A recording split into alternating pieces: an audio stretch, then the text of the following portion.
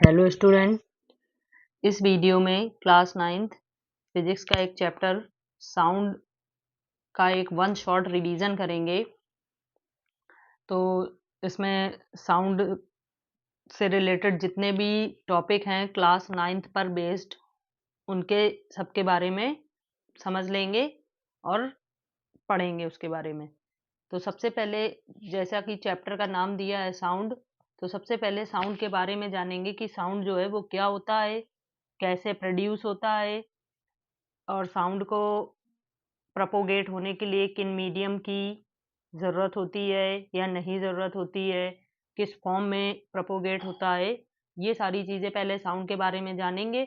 उसके बाद इसके जो भी और टॉपिक हैं उनको एक एक करके आगे समझते चलेंगे।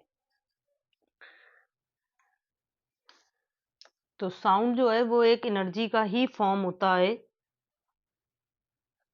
और एनर्जी के कई सारे टाइप्स पढ़े हैं या कई सारे फॉर्म पढ़े हैं। मैकेनिकल एनर्जी, साउंड एनर्जी और light energy, solar energy, wind energy, chemical energy etcetera. Energy जो है वो बहुत सारे फॉर्म में होती है। तो साउंड जो है वो एक मैकेनिकल एनर्जी का फॉर्म होता है। Sound is a form of mechanical energy which produces, जो हमें सुनने की सेंसेशन जो है वो देता है। Which produces sensation of hearing. तो इसमें दो चीज़ें ध्यान रखनी है। साउंड जो है वो मैकेनिकल एनर्जी का फॉर्म होता है और हियरिंग का सेंसेशन प्रोड्यूस करता है। और साउंड जो है वो जो अलग अलग जो भी ऑब्जेक्ट होते हैं उनके वाइब्रेशन होने की वजह से प्रोड्यूस होता है और हमेशा वेव फॉर्म में ट्रेवल होता है। तो और नेक्स्ट पॉइंट हो जाएगा, it is produced due to vibrations of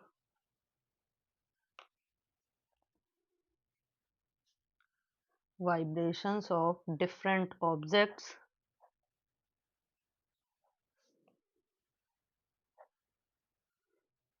and एक और पॉइंट है, it travels in the form of waves. Wave के फॉर्म में ट्रेवल करता है। अब साउंड जो है वो प्रोपोगेट कंडीशन होती है। साउंड को प्रोपोगेट होने के लिए, प्रोपोगेट का मतलब होता है आगे बढ़ने के लिए मीडियम की ज़रूरत होती है। और वो मीडियम जो है वो तीनों मीडियम हो सकते हैं। सॉलिड भी हो सकता है, लिक्विड भी हो सकता है और गैस भी हो सकता है। तो नेक्स्ट इसमें जो टॉपिक रहेगा वो है प्रोपोगेशन ऑफ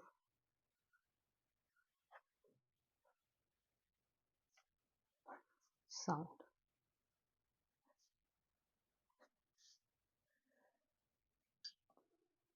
और साउंड की स्पीड जो होती है वो फाइनाइट होती है, बट अगर लाइट की स्पीड से इसका कंपैरिजन किया जाए तो लाइट की स्पीड से बहुत ही कम होती है।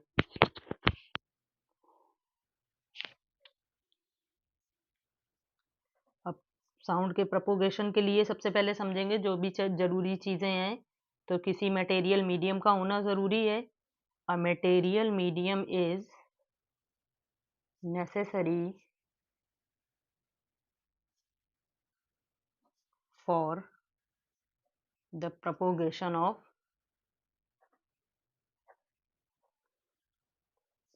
साउंड।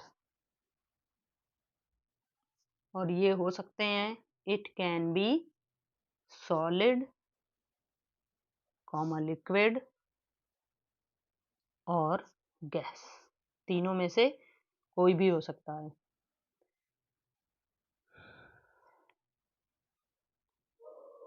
और नेक्स्ट है मटेरियल मीडियम होना चाहिए, वो तीनों हो सकते हैं, सॉलिड, लिक्विड या गैस। और साउंड जो है वो ट्रेवल करता है, it can travel in the form of waves, जैसा कि अभी ऊपर बता चुके हैं, बट यहाँ पर मेन जो है वो वेव के बारे में जानेंगे, वेव क्या होती है। तो वेव जो होता है वो जो मीडियम के पार्टिकल्स होते हैं उनके बीच का जो डिस्टरबेंस होता है वो कहलाता है wave. The disturbance of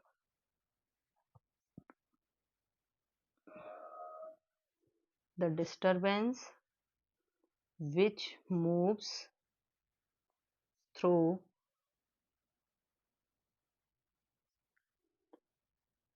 the medium of particles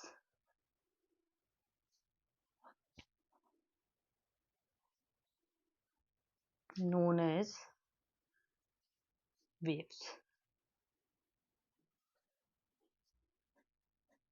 जो पार्टिकल के मीडियम के पार्टिकल्स होते हैं उनके बीच का जो डिस्टरबेंस होता है या उनमें जो डिस्टरबेंस होता है वही डिस्टरबेंस वेव कहलाता है। और वेव जो होती हैं, अब यहाँ पर इसी को आगे पढ़ेंगे। वेव के दो टाइप होते हैं। There are two types of waves.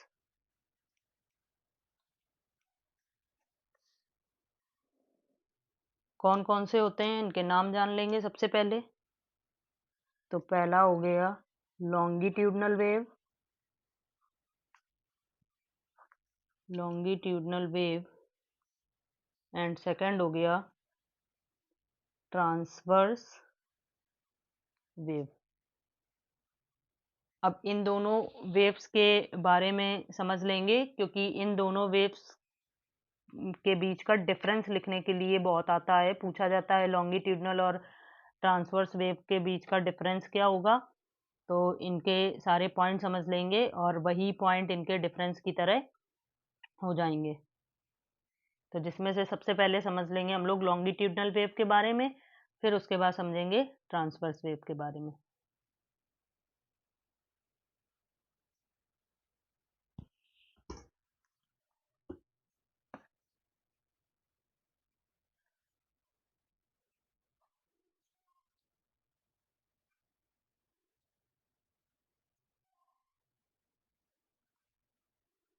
longitudinal waves।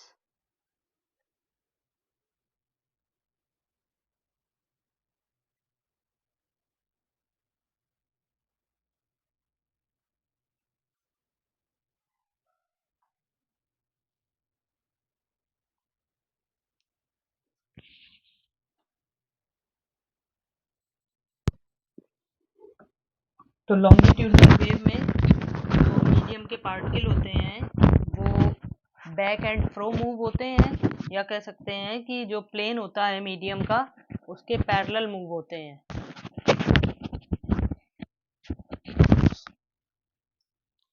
और जो लॉन्गिट्यूडनल वेव में जब भी particle back and fro move करते हैं तो अल्टरनेटिव कंप्रेशन और रेयरफेक्शन फॉर्म करते हैं। और इसमें एग्जांपल में समझ सकते हैं, जैसे स्प्रिंग हो गया, और स्प्रिंग के जो टर्न्स होते हैं जब स्प्रिंग को प्रेस करके छोड़ते हैं तो उसके जो टर्न्स होते हैं वो आगे पीछे मूव करते हैं। तो स्प्रिंग में एक लॉन्गिट्यूडनल वेव का प्रोडक्शन देखा जाता है। और साउंड जो है वो भी एक लॉन्गिट्यूडनल वेव का एग्जाम्पल है। मतलब कह सकते हैं कि जो साउंड में मीडियम के पार्टिकल होते हैं वो बैक एंड फ्रो मोशन करके ही साउंड प्रोड्यूस करते हैं। और ये जो वेव होती हैं लॉन्गिट्यूडनल वेव, वो तीनों मीडियम में प्रोड्यूस हो सकती हैं, सॉलिड, लिक्विड और गैसेस में। तो इनके शॉर्ट में पॉइंट और समझ लेंगे। The motion of particle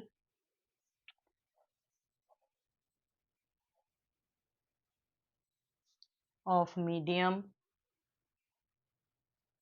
is parallel to the plane or back and fro। जो पार्टिकल मीडियम के पार्टिकल्स की मोशन होती है वो मीडियम का जो प्लेन होता है उसके पैरेलल होती है, या इन्हें हम बैक एंड फ्रो भी कह सकते हैं। दूसरा पॉइंट, इनके एग्जाम्पल अगर समझेंगे तो स्प्रिंग और sound wave is a longitudinal wave. Longitudinal wave. और नेक्स्ट है इट प्रोड्यूसेस अल्टरनेटली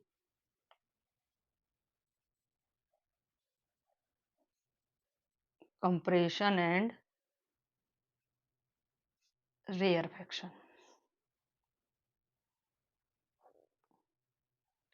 कंप्रेशन उन पॉइंट्स को कहा जाता है जहां पर पार्टिकल्स जो हैं वो एक दूसरे के क्लोजर होते हैं, और रेयरफेक्शन उन पॉइंट्स को कहा जाता है जहां पर मीडियम के पार्टिकल एक दूसरे से दूर दूर होते हैं। और अगर डायग्राम से कंप्रेशन रेयरफेक्शन समझा जाए तो यहाँ पर एक स्प्रिंग का डायग्राम बना के समझाया जाएगा।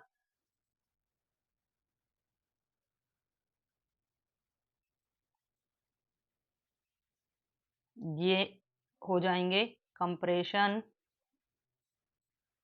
और ये हो जाएगा रेयरफेक्शन। जहां पर पार्टिकल दूर दूर हैं वो रेयरफेक्शन हो गया, और जहां पर पार्टिकल्स जो हैं वो पास पास हैं वो हो जाएगा कंप्रेशन। नेक्स्ट एक और पॉइंट समझ लेंगे। ये जो वेव होती हैं वो तीनों मीडियम में प्रोड्यूस होती हैं। These waves produce in all type of media. Means solid, liquid and gas.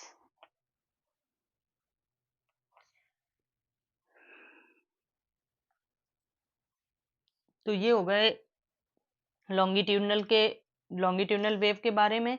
अब समझ लेते हैं ट्रांसवर्स वेव के बारे में। Transverse wave. ट्रांसवर्स वेव में जो मीडियम के पार्टिकल होते हैं उनकी मोशन प्लेन के परपेंडिकुलर होती है, या फिर अप एंड डाउन भी कह सकते हैं। और इसके एग्जाम्पल में आ जाएगा रोप। रोप को जब हिलाया जाता है तो जो भी पार्टिकल होते हैं वो अप एंड डाउन मूव करते हैं। या लाइट जो है वो एक ट्रांसवर्स वेव का एग्जाम्पल है। और जैसा कि लॉन्गिट्यूडनल वेव में अल्टरनेट कंप्रेशन और रेयरफेक्शन प्रोड्यूस होते हैं, वैसे ही ट्रांसवर्स वेव में अल्टरनेट क्रस्ट और ट्रफ फॉर्म होते हैं। और जो ट्रांसवर्स वेव होती हैं वो तीनों मीडियम में प्रोड्यूस नहीं होती हैं, वो सिर्फ सॉलिड में सबसे ज़्यादा अच्छे से, और कभी कभी कभी कभी लिक्विड में प्रोड्यूस होती हैं, बट गैसेस में तो कभी प्रोड्यूस नहीं होती हैं। तो अब इनके पॉइंट समझ लेंगे। The motion of particles of medium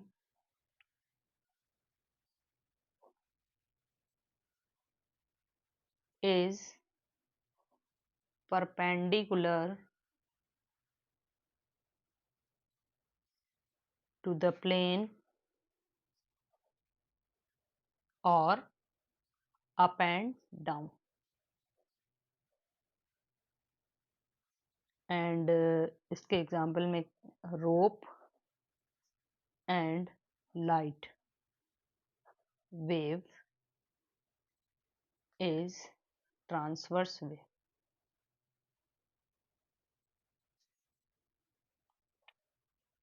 और इट प्रोड्यूसेस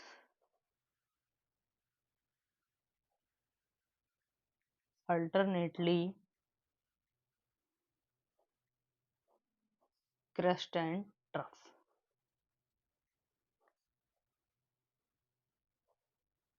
और अगर इसको डायग्राम से समझें तो यहाँ पर रोप का एक डायग्राम बना लिया जाएगा। तो रोप में कुछ इस तरह से देखा जाता है, पार्टिकल्स जो होते हैं वो ऊपर नीचे मूव करते हैं, या कह सकते हैं जो प्लेन होता है उसके परपेंडिकुलर मूव होते हैं। तो इसमें जो हाईएस्ट पॉइंट प्लस डायरेक्शन में होता है उसको कहते हैं क्रस्ट, और जो निगेटिव डायरेक्शन में जो हाईएस्ट पॉइंट होता है उसको कहते हैं ट्रफ। तो इसी तरह से अल्टरनेट क्रस्ट ट्रफ फॉर्म होते हैं। These waves produce in solids but not in liquid or gas। तो ये हो गए ट्रांसवर्स वेव और लॉन्गिट्यूडनल वेव के पॉइंट्स, जो इनके डिफरेंस के तरह भी लिख सकते हैं। अगर इन दोनों में डिफरेंस पूछा जाएगा तो यही पॉइंट इन दोनों के डिफरेंस हो जाएंगे। अब समझेंगे next topic, characteristic of sound wave. Characteristics of sound wave.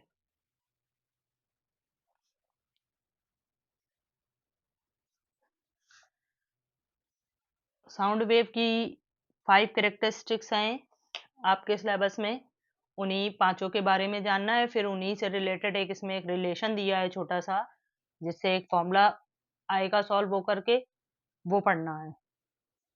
तो जो 5 कैरेक्टरिस्टिक हैं, sound wave can be described by 5 characteristics। कौन सी हो जाएंगी 5? वेवलेंथ, सबसे पहले इन पांचों की डेफिनेशन समझेंगे और फिर उसके बाद relation. Amplitude, frequency, time period, and last है वेव वेलोसिटी, या स्पीड भी कह सकते हैं इसे, वेव स्पीड या wave velocity.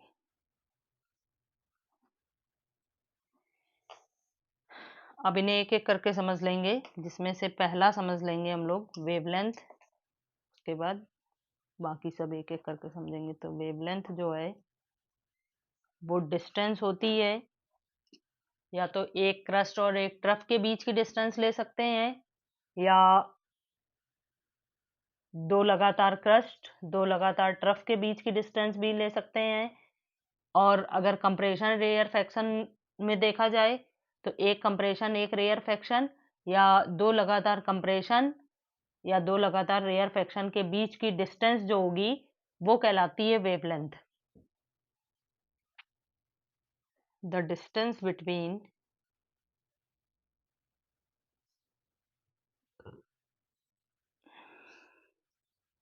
To consecutive compression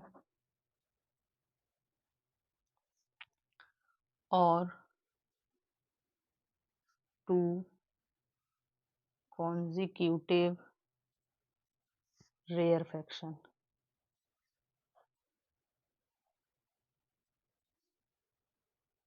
is known as। अगर इन्हें क्रस्ट और ट्रफ के बेस पर बताना है तो यही कंप्रेशन की जगह क्रस्ट और रेयरफेक्शन की जगह ट्रफ कर देंगे, तो कंप्रेशन क्रस्ट और ट्रफ के फॉर्म में वेवलेंथ की डेफिनेशन हो जाएगी, उसमें कोई स्पेशल चेंजमेंट नहीं है, इज नोन एज वेवलेंथ। इसको एक ग्रीक लेटर लैम्डा से रिप्रेजेंट किया जाता है। इट इज रिप्रेजेंटेड बाय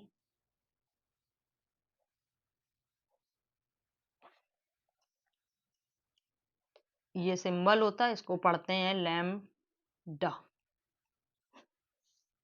और इसकी क्योंकि डिस्टेंस होती है तो एसआई यूनिट हो जाएगी, its SI unit is metre. Next जो है वो है एम्पलीट्यूड।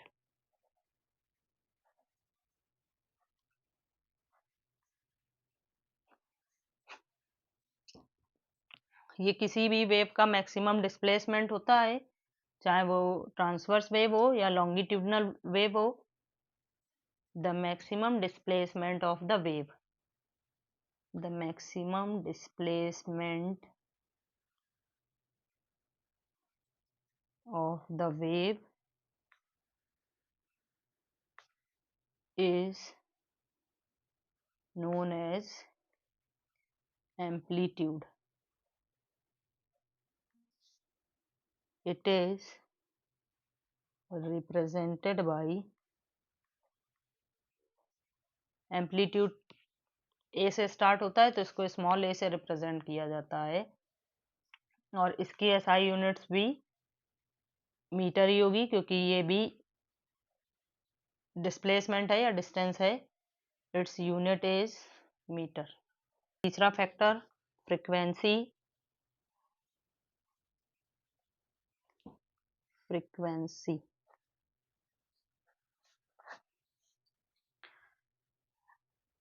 एक सेकंड में जितने भी नंबर ऑफ साइकिल या रिवॉल्यूशन या फिर नंबर ऑफ वेव्स एक सेकंड में प्रोड्यूस होती हैं उनको कहा जाता है frequency. The number of waves, sorry, the number of waves, cycle और रिवॉल्यूशन, तीनों में से कुछ भी आए, revolution produced in 1 second is known as frequency। और इसको रिप्रेजेंट किया जाता है, it is represented by N और एफ। एन हो जाएगा नंबर से लिया जाता है एन, और एफ हो जाता है फ्रीक्वेंसी का, तो इसे एन या एफ से रिप्रेजेंट किया जाता है। और इसकी एसआई यूनिट होती है hertz. It's SI unit is hertz. Scientist के नेम पर इसकी एसआई यूनिट दी गई है जिसे शॉर्ट में एचजेड भी लिखा जाता है। और फ्रीक्वेंसी का टाइम पीरियड के साथ एक रिलेशन होता है। फ्रीक्वेंसी जो होती है वो it is reciprocal of time period. Time period का रेसिप्रोकल जो है वो फ्रीक्वेंसी को डिफाइन करता है, ऑफ टाइम पीरियड। तो यहाँ से एक और रिलेशन निकल आता है, n is equal to 1/t। तो इसकी एसआई यूनिट सेकंड इनवर्स भी होती है, हर्ट्ज भी होगी और सेकंड इनवर्स भी हो जाएगी। नेक्स्ट फैक्टर समझ लेंगे इसमें, फोर्थ नंबर टाइम पीरियड के बारे में।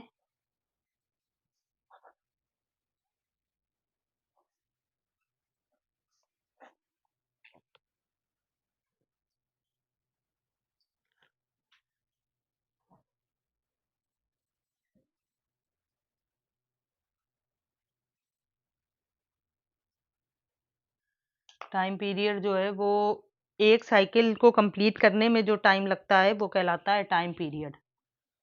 Time taken to complete one cycle. One cycle, one wave, one revolution, कुछ भी, एक साइकिल, एक रिवॉल्यूशन, एक वेव को कंप्लीट करने में जो टाइम लगेगा वो कहलाता है time period, is known as time period. इसको रिप्रेजेंट किया जाता है कैपिटल टी से, और टाइम की एसआई यूनिट तो सेकंड होती है, तो इसकी एसआई यूनिट भी सेकंड हो जाएगी। It is represented bye T and SI unit is second। Next और लास्ट फैक्टर अभी इसमें एक बचा हुआ है, वेव वेलोसिटी या wave speed.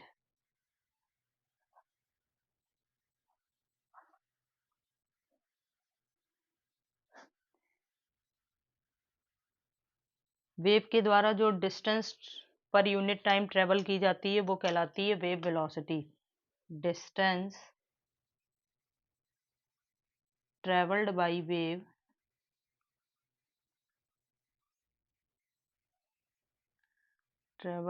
Wave per second is known as wave velocity।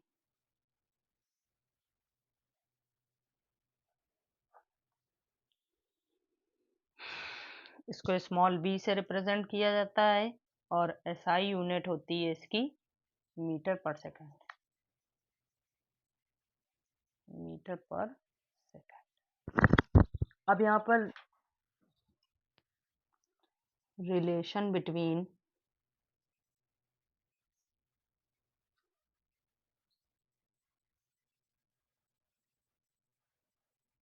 Wave velocity,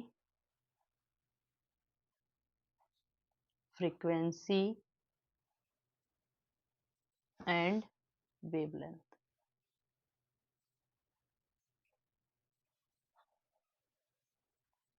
we N और लेमडा में रिलेशन।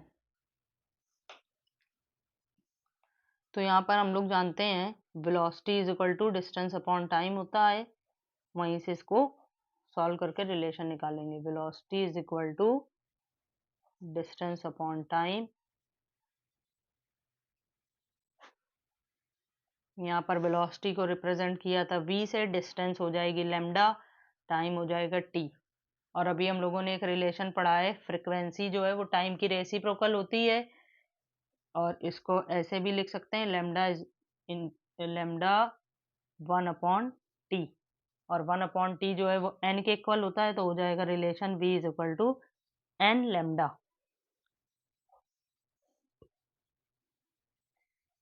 जहाँ पर n is equal to 1/t लिया गया है, और ये रिलेशन आ जाता है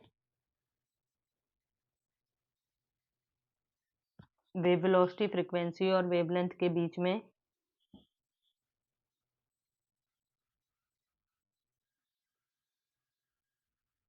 अब नेक्स्ट टॉपिक पढ़ेंगे रिफ्लेक्शन ऑफ साउंड के बारे में।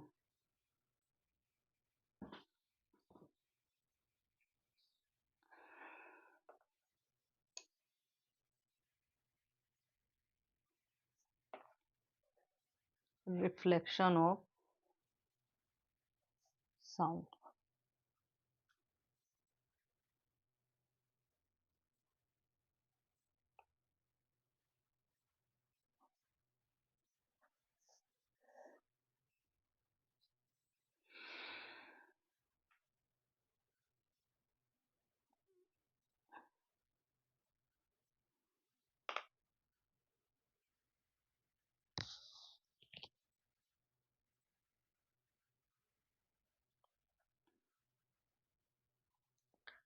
रिफ्लेक्शन ऑफ साउंड जो है वो एक फिनोमिना होती है जिसमें साउंड वेव जो है वो किसी भी हार्ड सरफेस से स्ट्राइक होकर के वापस आती हैं, और इसी फिनोमिना को रिफ्लेक्शन ऑफ साउंड कहा जाता है। और इसमें incident sound wave, reflected sound wave, angle of incidence, angle of reflection और पॉइंट ऑफ इंसिडेंस, ये सारे टर्म्स हैं, तो डायग्राम में समझ लेंगे। ये जो वेव होती है ये कोई हार्ड सरफेस हो गई, जैसे कि बॉल, हार्ड सरफेस, जैसे कि वॉल। इसमें जब कोई भी साउंड वेव आकर के टकराती है तो उस साउंड वेव को कहेंगे इंसिडेंट साउंड वेव। और टकरा करके ये वापस जाएगी, उसे कहेंगे रिफ्लेक्टेड साउंड वेव। और इन दोनों वेव के बीच में एक परपेंडिकुलर ड्रॉ किया जाता है जिसे कहते हैं नॉर्मल। ये इंसिडेंट साउंड वेव और नॉर्मल के बीच का एंगल होता है एंगल ऑफ इंसिडेंस, जिसे स्मॉल आई से रिप्रेजेंट किया जाता है। नॉर्मल और रिफ्लेक्टेड साउंड वेव के बीच का एंगल होता है एंगल ऑफ रिफ्लेक्शन, जिसे स्मॉल आर से रिप्रेजेंट किया जाता है। और जिस पर्टिकुलर पॉइंट पर इंसिडेंट साउंड वेव आकर के फॉल होती है वो पॉइंट कहलाता है पॉइंट ऑफ इंसिडेंस। तो ये इतने सारे टर्म हो गए। यहाँ पर अब समझ लेंगे रिफ्लेक्शन ऑफ साउंड की डेफिनेशन। द बाउंसिंग बैक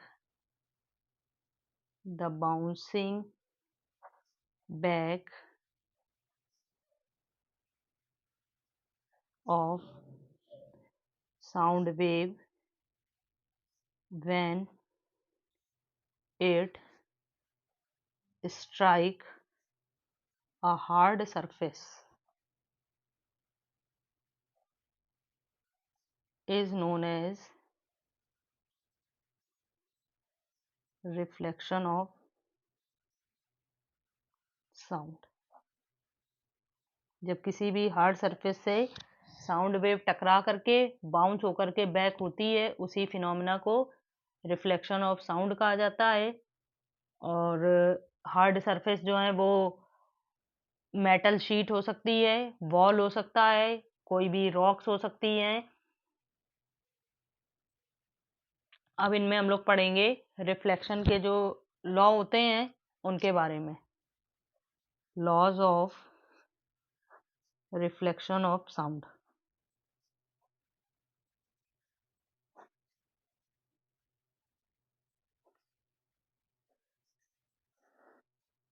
यहाँ पर दो लॉ होते हैं रिफ्लेक्शन के, जिसमें से पहला लॉ होता है angle of incidence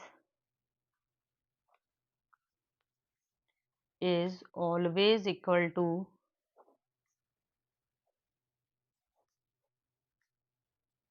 angle of reflection. और सेकंड लॉ हो जाता है incident sound wave comma reflected sound wave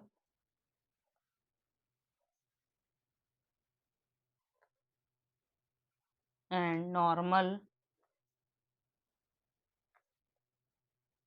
all lie in the same plane। ये तीनों जो वेव होती हैं वो सेम प्लेन पर ही लाई करती हैं, या इन सेम प्लेन को पॉइंट ऑफ इंसिडेंस भी कह सकते हैं। और इसको ऐसे लिख सकते हैं दैट इज करके angle I is equal to angle are.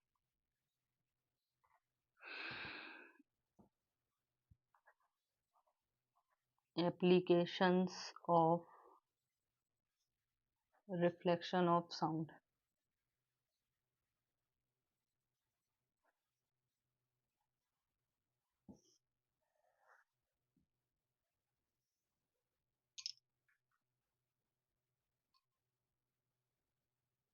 इसमें मेगाफोन हो जाएगा जो साउंड की रिफ्लेक्शन की फिनोमिना पर वर्क करता है। दूसरा हो जाएगा बल्ब हॉर्न। और तीसरा हो जाएगा स्टेथोस्कोप, जिसे आला कहा जाता है। ये सब जो डिवाइसेस हैं, और एक साउंड बोर्ड भी हो जाएगा, ये सारी चीज़ें जो हैं वो साउंड के रिफ्लेक्शन पर ही वर्क करती हैं। तो ये एप्लीकेशन हो गए। नेक्स्ट पढ़ेंगे इको के बारे में। इको जो है वो बहुत ईजिली ऐसे समझ सकते हैं, जो गूंज प्रोड्यूस होती है जब कहीं भी किसी भी बड़े से खाली हॉल में अगर आवाज़ निकलती है या आवाज़ होती है तो वो आवाज़ बार-बार हमें सुनाई पड़ती है या वही आवाज़ गूंजती है, उसी को इको कहा जाता है। तो इसको इस तरह से समझ लेंगे कि साउंड जो है वो रिपीट होता है बार-बार, और किस वजह से रिपीट होता है? साउंड के रिफ्लेक्शन की वजह से रिपीट होता है, तो उसी को इको कहा जाता है। The repetition of sound caused by reflection of sound.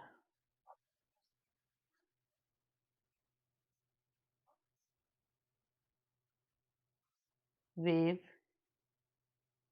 is known as echo.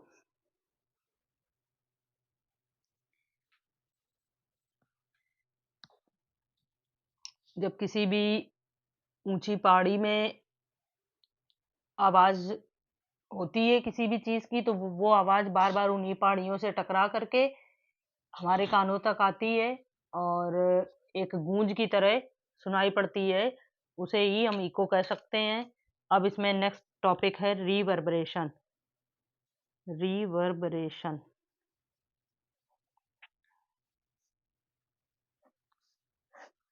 जो भी साउंड प्रोड्यूस होता है किसी भी बिग हॉल में, तो उसके रेपिटिशन को रोकना कहलाता है रिवर्बरेशन। मतलब साउंड बार बार रिपीट ना हो सके या इको का प्रोडक्शन ना हो सके, तो उसको रोकने के लिए जो भी चीजें होती हैं वो रिवर्बरेशन कहलाती हैं। और इनको रोकने के लिए क्या क्या किया जा सकता है वो भी समझ लेंगे। The persistence of sound persistence of sound in a big hall due to repeated reflection from the wall,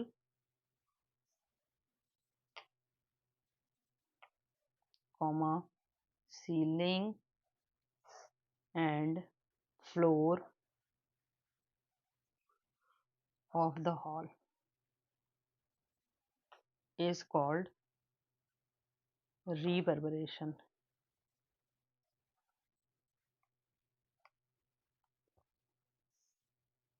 और इनको रोका जा सकता है। और ये रिवर्बरेशन अगर बहुत ज़्यादा हो जाए तो साउंड जो है वो क्लियर नहीं सुनाई पड़ती है, सुनने में भी कंफ्यूजन होता है और ब्लर हो जाती है। तो इसका कारण है कि जब साउंड जो है वो कई बार रिपीट हो रही है किसी भी सरफेस से, हार्ड सरफेस से, तो रिवर्बरेशन का जो है वो फिनोमिना देखा जाएगा। और इनको रोका जा सकता है रिवर्बरेशन को परसिस्ट करने के लिए या कम करने के लिए, रिड्यूस करने के लिए कई मेथड होते हैं। उसमें से हम कर सकते हैं कि जो बिग हॉल होते हैं उनमें कर्टेन का यूज करके हैवी कर्टेन उसमें लगा दिए जाएं, और साउंड जो भी हॉल होगा उसके फ्लोर पर कारपेट्स डाल दिए जाएं, और कई ऐसी मटेरियल का यूज किया जाए जो साउंड को एब्जॉर्ब कर सकें। तो अगर ये सारी चीजें की जा सकती हैं तो साउंड या कह सकते हैं रिवर्बरेशन को रोका जा सकता है। अब इसमें नेक्स्ट टॉपिक पढ़ेंगे frequency range. The frequency range of hearing in human.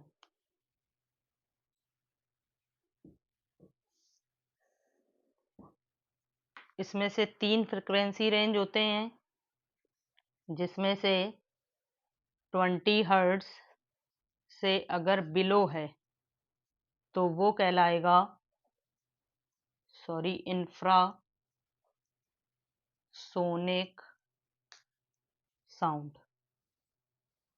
और इनका प्रोडक्शन जो है वो वेल्स, एलिफेंट और अर्थक्वेक इन सब में देखा जाता है। मतलब ये सब जो होते हैं वो 20 हर्ट्ज से कम फ्रिक्वेंसी पर साउंड जो है वो प्रोड्यूस करते हैं। नेक्स्ट है 20 से 20,000 हर्ट्ज, ये एक रेंज हो गई। इसको कहा जाता है ऑडिबल साउंड, जो इजीली हियरिंग होती है बाय ह्यूमन बीइंग्स। जो ह्यूमन बीइंग्स होते हैं वो इतनी फ्रिक्वेंसी के बीच का जो साउंड होगा उसे इजीली सुन सकते हैं। नेक्स्ट है 20,000 हर्ट्ज से एबव, तो ये कहलाएगा अल्ट्रासोनिक साउंड, और इसे इजीली हम लोग नहीं सुन सकते हैं क्योंकि इसकी फ्रिक्वेंसी रेंज जो है वो बहुत ज़्यादा होती है। तो इसको जो है डॉल्फिन, डॉग, ये सब सुन सकते हैं। डॉल्फिन्स, डॉग, बैट, ये सब।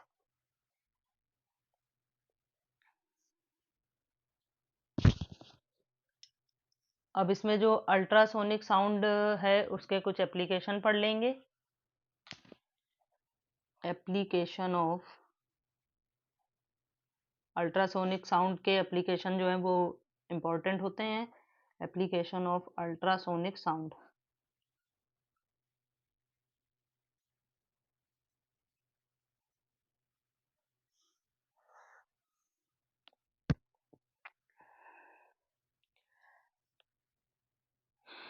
किसी भी इंडस्ट्री में जो मेटल ब्लॉक्स होते हैं उनमें अगर क्रैक आ जाए तो अल्ट्रासाउंड की मदद से उनके क्रैक को ढूंढा जा सकता है या देखा जा सकता है। और सी वेव का यूज़ जो है वो स्टमक वगैरह में जो भी ऑर्गन होते हैं उनको देखने के लिए यूज़ किया जाता है। Ultrasound is used as detecting cracks in metal block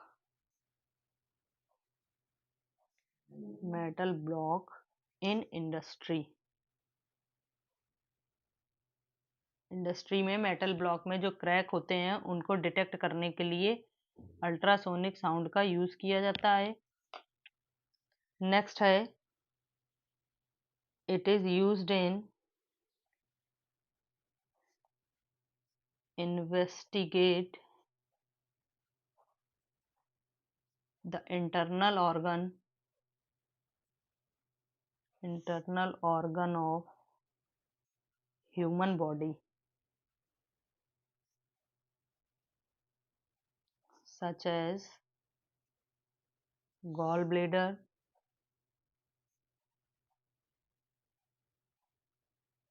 kidney, uterus, etcetera. और एक यूज़ और होता है, जो किडनी में स्टोन होते हैं उनको ब्रेक करने के लिए इन्हीं वेव्स का या इन्हीं अल्ट्रासोनिक साउंड का यूज़ किया जाता है। It is used to break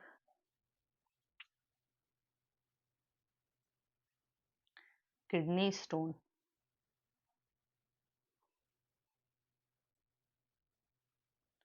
और एक यूज़ इसका और होता है, it is used in sonar. तो अब यहाँ पर एक नया वर्ड आ गया सोनार, इसके बारे में और जान लेंगे। और इतना ही आपके 9th में साउंड के बारे में दिया गया है, तो इतनी सारी चीज़ें कवर करनी है।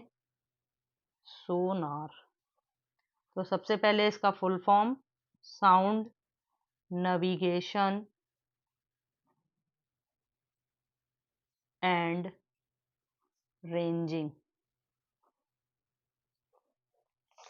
ये एक डिवाइस होती है जो शिप में लगा दी जाती है, और ये जो सी होते हैं या समुद्र होते हैं उनकी डेप्थ को मीजर करके बताती है, या फिर जो भी अंडर वाटर जो भी थिंग्स होती हैं जैसे स्मॉल फिश वगैरह, उनको देखने में हेल्प करती है। और इसमें दो पार्ट होते हैं, ट्रांसमीटर और रिसीवर। ट्रांसमीटर जो होता है वो अल्ट्रासोनिक साउंड को भेजता है, और वो साउंड वेव सी की हार्ड सरफेस से या बॉटम से स्ट्राइक होकर के फिर वापस आती हैं, जो रिसीवर के द्वारा रिसीव की जाती हैं। और इस तरह से समुद्र की गहराई को नापा जा सकता है। और इससे एक फॉर्मूला भी आ जाएगा छोटा सा, तो वो समझ लेते हैं। It is a device which is used to find, या मेजर भी लिख सकते हैं, find the depth of C.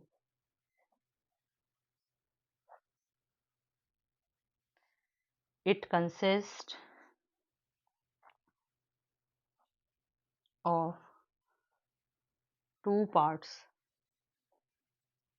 Transmitter and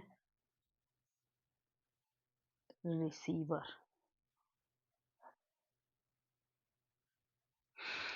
इसका फॉर्मूला हो जाता है velocity is equal to distance upon time.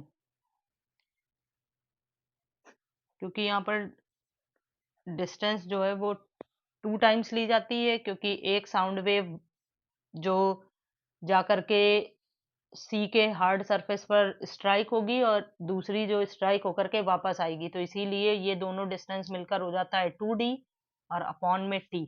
या इसको ऐसे भी लिख सकते हैं 2d is equal to v into T, या d is equal to v into T by 2। तो ये फॉर्मूला एक आ जाता है जो साउंड